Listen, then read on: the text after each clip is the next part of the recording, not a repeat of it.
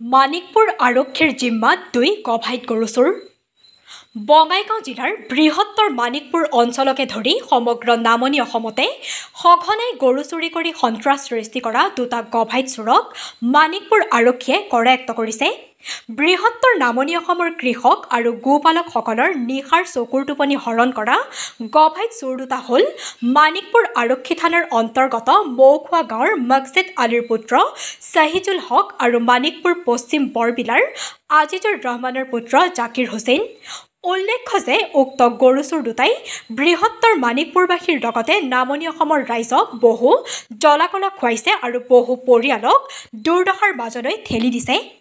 আৰক্ষীৰ সূত্ৰই আমাক জনোৱা মতে ধৃত চোৰ 2টাই বৃহত্তৰ মানিকপুৰ অঞ্চলত হোৱা প্ৰায়বোৰ গৰু চুৰি কাণ্ডৰ লগতে নামনি অসমৰ বঙাইগাঁও, বৰপেটা, চিৰাং জিলাৰ বিভিন্ন গৰু চুৰিৰ ঘটনাৰ লগত জড়িত বুলি স্বীকাৰোক্তি দিছে। ইতিমধ্যে মানিকপুৰ আৰক্ষীয়ে 2 গৰু চোৰক গ্ৰেপ্তাৰ কৰি গোচৰ নং 81/25ত 331/305/112 BNS ধাৰা ৰুজু কৰি তদন্ত অব্যাহত ৰাখিছে। News desk Bijni first 24।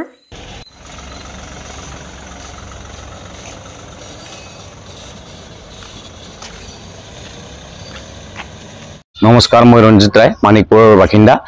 মই আজি গম পালোঁ যে আমাৰ মানিকপুৰ আৰক্ষী থানাই 2জন গৰু চোৰ ধৰি আনিছে। মই তেখেতসকলক যথেষ্ট ধন্যবাদ জ্ঞাপন কৰিছোঁ, কাৰণ আমাৰ এই অঞ্চলত বহুত গৰু চোৰ আগতে হৈছিল। যিবিলাক নিৰীহ মানুহৰ পৰা গৰু চোৰ কৰি তেখেতসকলে লৈ গৈছিল, গতিকে তেওঁলোকে কাৰেক্ট কৰাৰ কাৰণে মই খুব ধন্যবাদ জনাইছোঁ আৰু ভাল পাইছোঁ।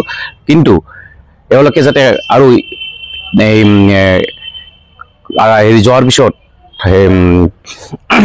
আদালতলৈ যোৱাৰ পিছত যাতে ঘূৰি নাহে, এওঁলোকে যাতে কঠোৰৰ পৰা কঠোৰতম শাস্তি পায়, লগতে আমাৰ গৰীব মানুহখিনি যাতে ৰক্ষা হয়। কাৰণ আমাৰ বৰবিলা, দাৰিকা, মৌখোৱা আদিকে ধৰি বিভিন্ন জাগাৰ পৰা বহুত গৰীব মানুহৰ গৰু চুৰ কৰি লাগিছে, যাৰ ফলত আমাৰ দুখীয়া মানুহ চলাৰ কাৰণে কোনো ৰাস্তাই নোহোৱা হৈছে। 2টা গৰু পুহি খাব নোৱাৰে, ছাগল পুহি খাব নোৱাৰে, এনেকুৱা অৱস্থা হৈছে। আৰু যি 2জন চোৰ আমি গম পাইছোঁ, বিশেষত্বে গম পাইছোঁ যে এজন মৌখোৱাৰ, এজন বৰবিলা, পশ্চিম বৰবিলাৰ পৰা বুলি গম পাইছোঁ। গতিকে তেখেতসকলৰ গাঁৱৰ ৰাইজক মই অনুৰোধ জনাওঁ যে তেওঁলোকক গাঁৱত বাস কৰি থাকিব নিদিয়ে, তেওঁলোকৰ ঘৰ বাৰী ভাঙি দিব লাগে। তেওঁলোকক য'তেই দেখা পায় তাতে গৰু পিটন দিব লাগে, গৰুৰ নিচিনা পিটন দিব লাগে, যাতে তেওঁলোকে আৰু দ্বিতীয়বাৰ কোনো এনেধৰণৰ গৰু চুৰি কাণ্ডত জড়িত নহয়।